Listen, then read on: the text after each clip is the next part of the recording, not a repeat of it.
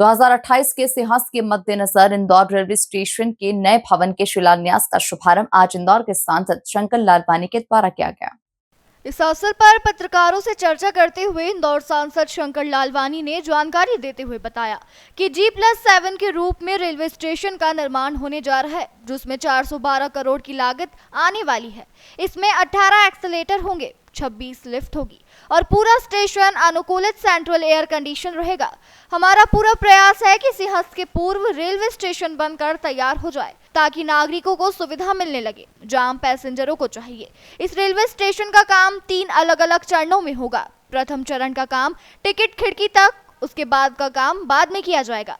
इस प्रकार सिंहस्थ के पूर्व 3 फ्लोर तैयार होने की पूरी संभावना बनती है। देखिए, जो इंदौर रेलवे स्टेशन का जो शुभारंभ है माननीय प्रधानमंत्री जी ने ऑनलाइन किया था और ये लगभग 412 करोड़ का वैसे एस्टीमेट ज़्यादा था, लेकिन बिलो गया है तो 412 करोड़ का ये प्रोजेक्ट है। उसका ड्राइंग डिज़ाइन अलग अलग स्तरों पर पिछले समय कुछ चेंजेस थे, उसको लेके समय लगा और जो एनओसी आती है, खास करके बहुत सारे डिपार्टमेंट हैं उसमें एनओसी में थोड़ा समय लग गया। लेकिन आज विधिवत काम की शुरुआत हो रही है। कॉन्ट्रैक्टर ने आज काम शुरू किया है, तो इसको फेसेस में कर रहे हैं, 3 फेसेस में कर रहे हैं। तो आज पहला फेज़ का काम शुरू है, जो हमारा ये पहला फेज़ है वो यहाँ से पार्सल ऑफिस पार्किंग से लेकर जो हमारा टिकट घर है, टिकट घर का आधा पोर्शन ये पहले फेज़ में आएगा। और आने वाले दिनों में जो हमारा एंट्री वाला जो गेट है वो कुछ दिनों बाद ये एंट्री वाला गेट भी बंद होने वाला है और हम एक वैकल्पिक उसके बाद एंट्री गेट चालू करने वाले हैं ताकि यात्रियों को असुविधा न रहे और उसका पूरा मार्किंग रहेगा, किसी भी यात्री को असुविधा नहीं रहेगी, कहाँ से एंट्री करना, कहाँ से टिकट मिलेगी, पूरी व्यवस्था यहाँ बताई जाएगी। तो ये आज जो हमारा पार्सल ऑफिस है ये डिस्पेंटल 1 महीने में होगा। 1 महीने बाद ये जब डिस्पेंटल होगा तब इसमें अंडरग्राउंड पार्किंग का काम शुरू होगा और उसके बाद अंडरग्राउंड पार्किंग के बाद जो ये बिल्डिंग का है वो काम शुरू होगा। तो ये एक फेज़ में होगा, उसके बाद दूसरा फेज़ होगा, उसके बाद तीसरा फेज़ होगा। लगभग हम ऐसा मान के चल रहे कि 2.5 साल में इसका काम होना चाहिए, क्योंकि काम शुरू होने में अब शुरुआत हुई है तो 2.5 साल का मान के चले। लेकिन हमारा प्रयास है कि सिंहस्थ तक नीचे का जो ग्राउंड यानी पार्किंग, ग्राउंड फर्स्ट और सेकंड जहाँ ऑपरेशनल जो जन उपयोगी जो भी रहेगी रेलवे की ध्यान में, यात्रियों को ध्यान में रखते हुए वो सब सुविधाएँ सिंहस्थ में उपलब्ध कराने का प्रयास किया जाएगा। और इसके साथ साथ हमने ये भी ध्यान रखा है कि यात्रियों को असुविधा नहीं हो, काम भी चलता रहे और रेलवे स्टेशन का ऑपरेशन भी हो, रेलवे का ऑपरेशन भी हो। तो उस मान से थोड़ी बहुत असुविधा हो सकती है, लेकिन यहाँ पर जिस ट्रेनों का जो भी परिचालन है वो विधिवत रूप से रहेगा। कितनी पार्किंग सुविधा, कितनी कैपेसिटी रहेगी, कितने प्लेटफॉर्म रहेंगे और क्या? देखिए, प्लेटफॉर्म तो यही रहेंगे। जो हमारा सियागंज वाला साइड है वो प्लेटफॉर्म जो बिल्डिंग है वो अब पीछे होके बनेगी और उसमें पर्याप्त पार्किंग मिली। जो सियागंज साइड में हमारी बिल्डिंग है बिल्कुल सड़क पर ही है, हमारे दोनों ओर पार्किंग है उसमें। अब पूरा एरिया जो रहेगा पार्किंग में रहेगा, थोड़ी बिल्डिंग पीछे बनेगी। लगभग मुझे लगता है 18 मीटर है ना, 18 फीट के हिसाब से अगर माने तो 50-60 फीट पीछे बनेगी।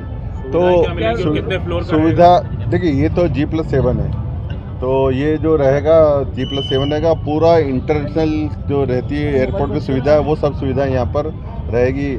आम व्यक्ति, माननीय प्रधानमंत्री जी की मंशा है कि आम व्यक्ति को भी सुविधा उतनी मिलनी चाहिए, तो उस मान से ये हवाई अड्डे की तर्ज पर ये हमारे रानी कमलापति जो स्टेशन बना है उसी की तर्ज पर बनाया जा रहा है। उसी की तर्ज पर सियागंज का रोड बंद करेंगे क्या? नहीं, सियागंज का रोड बंद नहीं करेंगे। जब वो बिल्डिंग का डिस्मेंटल होगा तो कुछ पोर्शन बैरिकेडिंग करते, क्योंकि जब बिल्डिंग डिस्मेंटल होगी थोड़ा हम उसको रिस्ट्रिक्टेड करेंगे ताकि किसी को जब बिल्डिंग डिमोल हो तो किसी को लगे नहीं। पिछले दिनों जो सुझाव आए थे मीटिंग में, वो सब सुझाव जो आए थे हमने सभी जनप्रतिनिधियों के, इंदौर के सामाजिक संगठनों को, व्यापारी संगठनों को, उन्होंने जब सुझाव आए थे वो रेलवे ने नोट किए हैं और उस प्रयास करेंगे उन सब सुझाव के अनुसार हम काम करेंगे। सेंट्रली एसी रहेगा या कुछ और स्पेशल?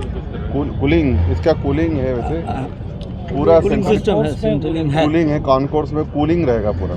और क्या सुविधाएं मिलेंगी? लिफ्ट, देखिए जो लिफ्ट और एक्सीलेटर है, लिफ्ट है, और मुझे लगता है कि अभी एक्सीलेटर बढ़ने का जाएगा, फूडिंग का 26 तो लिफ्ट है, 16 एक्सीलेटर है। तो वो सब सुविधाएं रहेगी जो आम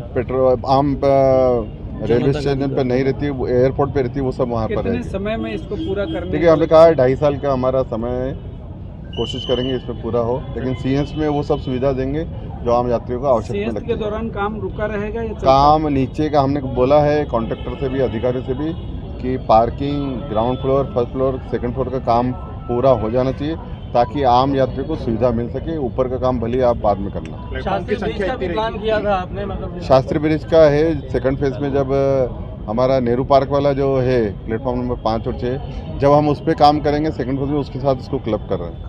चंद्र भाई, जो पोलो ग्राउंड वाले ब्रिज को लेकर के काफी PWD ब्रिज बना रहा था, क्या डिजाइन में लक्ष्मीबाई रेलवे स्टेशन का काम तेजी से पूरा चल रहा है, बहुत तेजी से चल रहा है, और आप देखेंगे कि आने वाले समय में लक्ष्मीबाई रेलवे स्टेशन काम भी एक मेन स्टेशन की तरफ आप दिखेगा।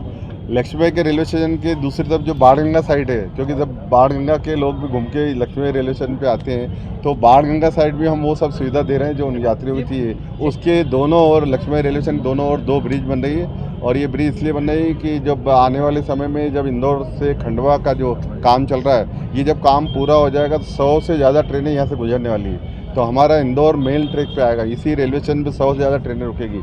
तो दोनों फाटक में जो बार बार बंद होने की जो संभावना होती है उसको ध्यान में रखते हुए जो केंद्र सरकार से हमें राशि मिली थी PWD, वो 2 ब्रिज बन रही है। उसमें टर्निंग को लेके, एक बेंड टर्निंग को लेके, एक शार्प टर्निंग था, उसको लेके इशू आया था, लेकिन पिछले जब जून माह में हम बैठे थे तब अधिकारियों ने समीक्षा में कहा था वो टर्निंग 140 डिग्री का किया, 120 से ज़्यादा 140 का किया है, और जो शार्प टर्निंग था वो राउंड में है, तो अब असुविधा नहीं रहेगी। देखिए मैंने बोला ना, सब बैठेंगे इसमें क्योंकि सबकी चिंता है। चंद्र भाई सिंहस्थ को लेकर एयरपोर्ट पे आने वाले समय में हम आपको बुलाएंगे। आने वाले कुछ माह में हम जो हमारा पुराना टर्मिनल है उसका काम लगभग पूरा, कुछ मशीनरी आना बाकी है, और उसमें मुझे लगता है कि आने वाले 2 साल में वो काम पूरा हो जाएगा। 50 करोड़ रुपये हमें मिले थे, एयरपोर्ट अथॉरिटी ने सेंक्शन किए थे एयरपोर्ट को, और उसमें हमारा जो पुराना टर्मिनल है जहाँ से पहले ऑपरेट होता था, वहाँ पर ATR और जो अंतर्राष्ट्रीय फ़्लाइट है वो वहाँ से ऑपरेट होगी, तो लगभग 2 महीने में वो काम पूरा हो जाएगा। देखिए पिछले दिनों में मुख्यमंत्री जी से मिला था, और यहाँ हमारे फॉरेस्ट और रेलवे वालों ने मिलकर